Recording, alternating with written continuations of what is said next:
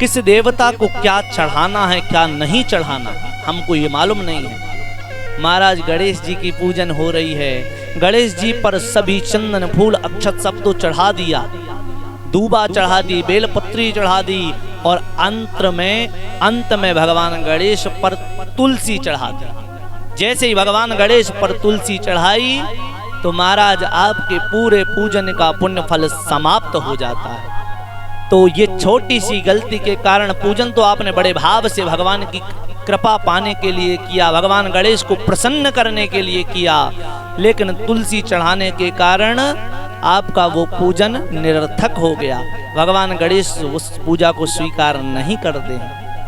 ऐसे ही भगवान शंकर की पूजन की, महाराज पूजा तो खूब की, हमने सब कुछ चढ़ाया। आजकल माताएं होशियार हैं, महाराज तुलसी किसी ने नहीं चढ़ाई, लेकिन अंत में जैसे ही आरती हुई तो घंटी तो बजाई और साथ में शंख भी बजा दिया। जैसे ही शंख बजाया तो हमारे पूजन का पूरा पुण्य फल समाप्त हो गया, क्योंकि हम भगवान शंकर को प्रसन्न करना चाह रहे हैं। और ध्यान देना, जैसे ही भगवान शंकर जी के पूजन में शंख बजता है तो भगवान शिव कुपित हो जाते हैं और आपके पूजन का पूरा पुण्य फल आपको प्राप्त नहीं होता है।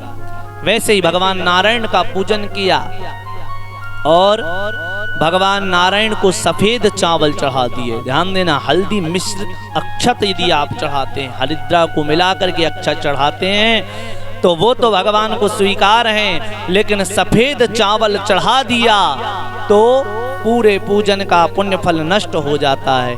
ऐसे ही देवी के पूजन में, ऐसे ही भगवती के पूजन में सब कुछ चढ़ाया पर बेलपत्र नहीं चढ़ाया। यदि आप बेलपत्र नहीं चढ़ाते हैं तो देवी की पूजन पूर्ण नहीं होती है और उसका पुण्य फल भी आपको नहीं मिलता है। आप भोग लगाते हैं, भोग तो भगवान को सभी लगाते हैं, लेकिन ये मालूम नहीं है कि भोग के साथ क्या रखें। लड्डू, पेड़ा, केला, मिष्ठान, फल फूल सब आप भोग में रखें, लेकिन जब भगवान गणेश को भोग लगाएं तो उस भोग में दूबा जरूर रखें। और यदि आप दूबा नहीं रखते हैं तो वो भोग भगवान गणेश स्वीकार नहीं करते हैं। ऐसे ही